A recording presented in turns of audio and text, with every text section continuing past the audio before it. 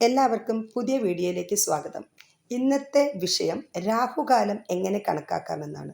പലരുടെയും ചോദ്യം 9 മണിക്ക് തിങ്കളാഴ്ച, ചൊവ്വാഴ്ച 3 മണിക്ക്, ബുധനാഴ്ച 12 മണിക്ക്, എന്താണ് ഇതിന് വ്യത്യാസത്തിന് കാരണം? നമുക്കതെന്താണെന്ന് പരിശോധിക്കാം. അപ്പോൾ നമുക്ക് രാഹുകാലത്തെക്കുറിച്ചുള്ള തെറ്റായ ധാരണ മാറിക്കിട്ടും.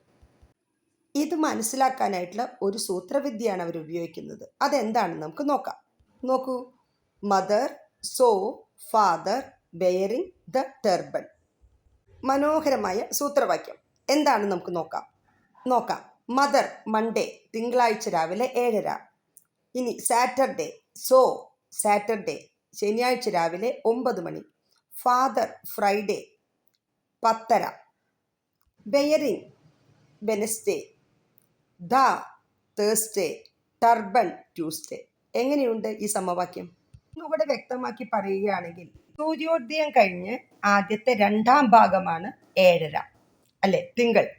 ഇനി 7ാം ഭാവം ചൊവ്വ, 5ാം ഭാവം ബുധൻ, 6ാം ഭാവം വ്യാഴം, 4ാം ഭാവം വെള്ളി, 3ാം ഭാവം ശനി, 8ാം ഭാവം ഞായർ.